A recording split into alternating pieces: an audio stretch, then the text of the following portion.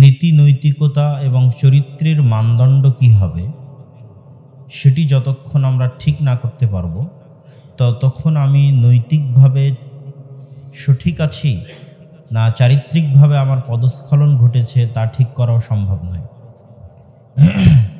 আজকের পৃথিবীতে এমনও দেশ আছে, এমনও ব্যক্তি আছে যারা ইসলামের দৃষ্টিতে যেটি মহাপাপ সেটিকে তাদের লিগ্যাল রাইট, নৈতিক অধিকার হিসেবে দাবি করতেছে।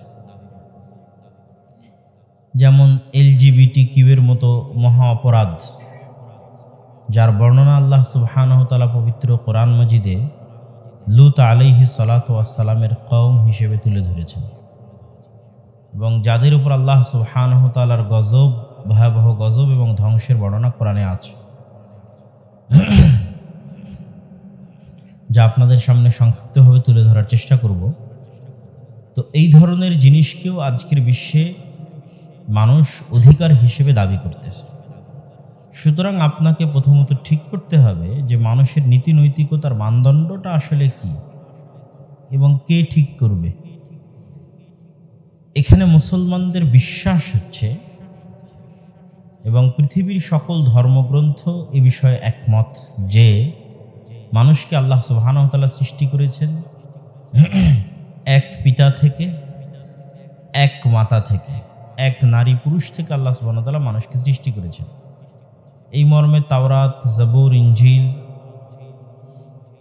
বাইবেল এবং মুসলমানদের কোরআনের মধ্যে কোনো দ্বিমত নাই। ঘটনার ধারাবাহিকতায় দ্বিমত থাকতে পারে, ঘটনার বিস্তারিত বিবরণে দ্বিমত থাকতে পারে, কিন্তু এতটুকুতে দ্বিমত নাই যে আদম এবং হাওয়া আলাইহিমাস সালাতু ওয়াস সালাম থেকে মানব জাতির উৎপত্তি এবং আল্লাহ সুবহানাহু ওয়া তাআলা সৃষ্টি করেছেন। যদি আল্লাহ সুবহানাহু ওয়া তাআলা সৃষ্টি করে থাকেন তাহলে অবশ্যই মানুষের নীতি নৈতিকতা এবং চরিত্রের মানদণ্ড কে ঠিক করে দিবেন? আল্লাহ সুবহানাহু ওয়া তাআলা ঠিক করে দিবেন, এবং তিনি করেছেনও তাই। তিনি মানুষের জীবনকে, মানুষের জীবনের প্রত্যেকটা অংশ বিভিন্ন মূল্যবোধ দিয়ে সাজিয়ে দিয়েছেন। আল্লাহ সুবহানাহু ওয়া তাআলা মানুষের জীবনের বিভিন্ন অংশকে বিভিন্ন মূল্যবোধ দিয়ে সাজিয়ে দিয়েছেন, যে মূল্যবোধগুলোই মূলত ইসলামে নীতি নৈতিকতা এবং চরিত্রের মূল মাপকাঠি এবং মানদণ্ড। যেমন ইসলামে অর্থনীতির ক্ষেত্রে কি কি মূল্যবোধ প্রয়োগ করে থাকে ইসলাম। আপনি যদি ইসলামের যত হাদিসে, আল্লাহ রাসূল সাল্লাল্লাহু আলাইহি ওয়াসাল্লামের যত হাদিস আছে, যত কোরআনের আয়াত আছে, সবগুলোকে সামনে রাখেন, আপনি দেখবেন অর্থনীতিতে ইসলামের মূল্যবোধ সংক্ষিপ্ত কয়েকটা জিনিসের উপর দাঁড়িয়ে আছে। এক, আল ইফাহ, পবিত্রতা।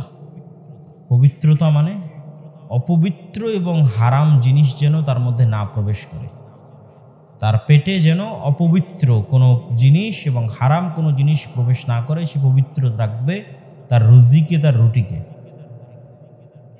তারপরে কি রাখা আছে মূল্যবোধ? আল কানাআহ, অল্পে তুষ্টি। ইসলামে অর্থনীতির বড় একটা মূল্যবোধ হচ্ছে অল্পে তুষ্ট হওয়া। পৃথিবীতে যতগুলো অর্থনৈতিক হারামের রাস্তা আছে তার প্রত্যেকটাই শুরু হয় যখন মানুষ অল্পে সন্তুষ্ট হয় না, তখন প্রত্যেকটা হারামের রাস্তা সেখান থেকে শুরু হয়।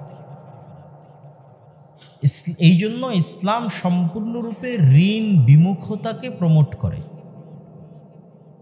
সুদী ঋণ তো বহু দূরের কথা, কর্জে হাসানাকেও ডিসকারেজ করে ইসলাম।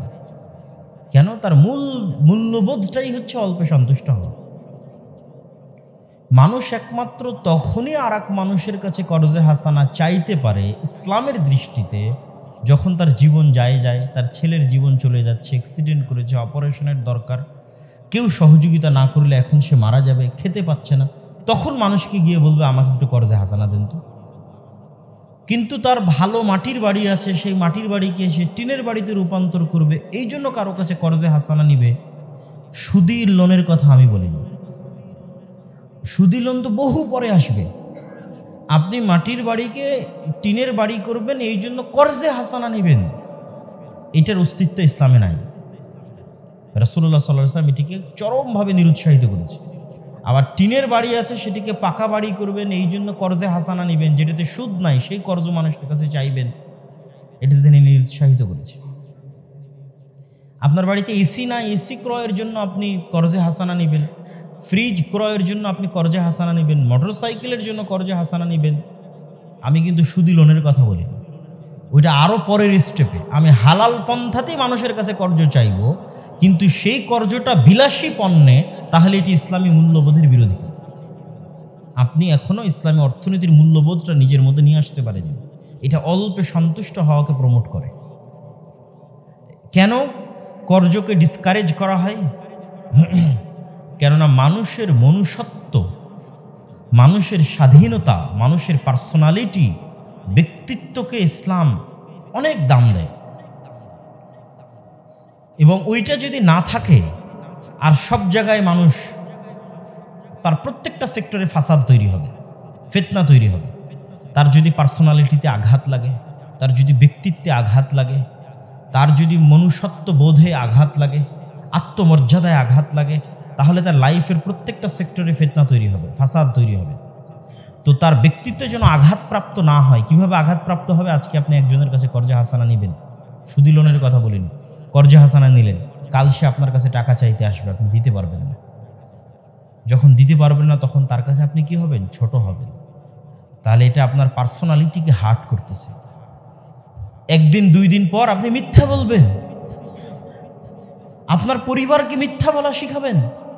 যেই দিন থেকে আপনি মিথ্যা বলা শুরু করলেন, আপনার পরিবারকে মিথ্যা বলা শিখালেন, সেই দিন আপনার মনুষ্যত্ব শেষ হয়ে গেল, সেই দিন আপনার পার্সোনালিটি, ব্যক্তিত্ব শেষ হয়ে গেল। তখন যদি আপনার এই পার্সোনালিটি, ব্যক্তিত্ব, মনুষ্যত্ব শেষ হয়, আপনার আত্মমর্যাদা শেষ হয়ে যাবে, আপনার গায়রাত শেষ হয়ে যাবে। এই গায়রাতের প্রভাব সকল সেক্টরে পড়বে।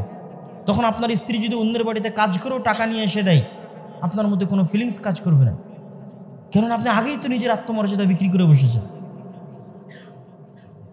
কিন্তু যদি আপনার পার্সোনালিটি এবং আপনার স্বাধীনতা, আত্মমর্যাদা উঁচু থাকতো, তাহলে আপনি কখনোই আপনার স্ত্রীকে আরেকজনের বাড়িতে বা মাঠে কাজ করতে পাঠাতেন না। কিন্তু ওই যে শুরু থেকেই আপনি ইসলামী মূল্যবোধটা আপনার মধ্যে আসেনি, যে ইসলামের অর্থনীতির মূল্যবোধটা কি? অল্পে সন্তুষ্ট হও, ঋণ বিমুখ থাকা। এরকম প্রত্যেকটা সেক্টরে ইসলামের মূল্যবোধ আছে। ঠিক পারিবারিক জীবনে ইসলামের সবচেয়ে বড় মূল্যবোধ হচ্ছে মানুষের যে লজ্জাস্থান আছে সেটির পবিত্রতা। এটি হচ্ছে সবচেয়ে বড় মূল্যবোধ। এবং এই মূল্যবোধের উপরে আল্লাহ সুবহানাহু ওয়া তাআলা পৃথিবীকে টিকিয়ে রেখেছেন।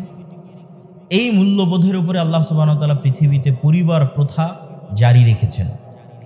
এবং এই মূল্যবোধ যখন নষ্ট হয়ে যাবে, তখন পৃথিবীতে পরিবার প্রথা হুমকির সম্মুখীন হবে। এবং যখন পৃথিবীতে পরিবার প্রথা হুমকির সম্মুখীন হবে, তখন আল্লাহ সুবহানাহু ওয়া তাআলা এই পৃথিবীকে রাখবেন না, এই পৃথিবী ধ্বংস করে দিবেন। এই জন্য এই একটা জিনিস সংরক্ষণ করার জন্য, মানুষের লজ্জাস্থানের পবিত্রতাকে সংরক্ষণ করার জন্য অসংখ্য বিধান তৈরি করা হয়েছে। একটা দুইটা নয়, শত শত বিধান তৈরি করা হয়েছে ইসলাম।